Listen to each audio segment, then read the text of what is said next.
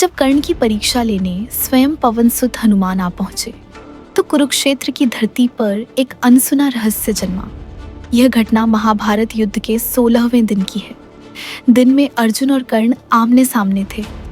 दोनों ओर से बाणों की ऐसी वर्षा हुई कि सूरज तक ढक गया।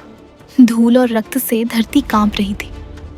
अर्जुन के बाणों से कर्ण का रथ 12 कदम पीछे जा गिरा और जब कर्ण ने प्रत्युत्तर में प्रहार किया तो अर्जुन का रथ केवल 2 कदम ही खिसका। तब श्री कृष्ण मुस्कुराए और अर्जुन से बोले, पार्थ, यह कर्ण कोई साधारण योद्धा नहीं। तुम्हारे रथ पर मैं स्वयं उपस्थित हूँ, जिसने संपूर्ण सृष्टि का भार संभाला है, और तुम्हारे ध्वज पर पवन पुत्र हनुमान विराजमान है, जिन्होंने पर्वत तक उठा लिए हैं।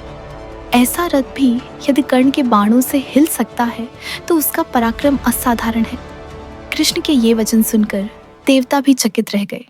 युद्ध भूमि में मौन छा गया और इसी रहस्य को परखने के लिए रात होते ही स्वयं हनुमान वानर रूप धरकर कर्ण की परीक्षा लेने आए। संध्या ढल चुकी थी। रक्त से रंगा कुरुक्षेत्र धीरे धीरे मौन में डूब रहा था। रथों के टूटे पहिए, बिखरे हुए अस्त्र शस्त्र और घायल योद्धाओं की कराहें अब रात की निस्तब्धता में खो रही थीं। कर्ण अकेला अपने रथ के पास खड़ा था। उसकी भुजाएं थकी हुई थीं, पर नेत्रों में अग्नि और आत्मविश्वास दोनों झलक रहे थे। वह जानता था कि कल का दिन निर्णायक होगा, पर आज उसके हृदय में गर्व की एक ज्योति जल रही थी, क्योंकि स्वयं माधव ने उसकी वीरता की प्रशंसा की थी। अचानक युद्ध भूमि की शांति भंग हुई। धीमे धीमे कदमों की आहट पास आई। कर्ण ने देखा, एक वृद्ध वानर उसकी ओर बढ़ रहा है। उसका शरीर जर्जर प्रतीत होता था, पर नेत्रों में अद्भुत तेज चमक रहा था। कर्ण ने हाथ जोड़कर उसका सम्मान किया। वानर ने गंभीर स्वर में कहा, अंगराज, सुना है तुम्हारे बाणों की शक्ति ऐसी है कि देवताओं का रथ भी हिल जाता है। यदि ऐसा है तो मेरी एक परीक्षा स्वीकार करो। कर्ण ने विनम्रता से कहा, हे वानर राज, मैं दानवीर हूँ। जो मांगा जाए देने में मुझे हर्ष होता है। आपकी परीक्षा भी मैं अवश्य स्वीकार करूंगा। वानर ने अपनी विशाल पूंछ भूमि पर रख दी। धरती मानो कांप उठी। उसने कहा, अंगराज, यदि तुम्हारे बाण सचमुच इतने प्रचंड हैं तो मेरी यह पूंछ उठाकर दिखाओ। कर्ण ने मुस्कुराते हुए कहा, यह तो सरल है। उसने दोनों हाथों से पूंछ उठाने का प्रयास किया, पर आश्चर्य, पूंछ तनिक भी न हिली। कर्ण ने पुनः प्रयास किया। उसकी भुजाएं कांपने लगीं। ललाट पर पसीना चमक उठा, पर पूंछ वहीं स्थिर रही, मानो पर्वत हो। तीसरी बार उसने पूरी शक्ति लगा दी। उसकी सांसें भारी हो गईं, पर फिर भी पूंछ अपनी जगह से न हिली। कर्ण ने हाथ जोड़कर कहा, हे वानर राज, निश्चय ही आप कोई साधारण प्राणी नहीं है। आपकी यह शक्ति मेरी सीमा से कहीं ऊपर है। ज्यों ही ये वचन निकले, वृद्ध वानर का रूप बदलने लगा। उसका शरीर दिव्य आभा से चमक उठा। पीठ पर सिंदूरी आभा फैल गई और अगले ही क्षण वहां प्रकट हुए पवन पुत्र महाबली हनुमान। कर्ण विस्मित रह गया। उसने भूमि पर शीश झुका दिया। हनुमान जी ने गंभीर स्वर में कहा, अंगराज कर्ण, तुम्हारे बाणों का बल असाधारण है।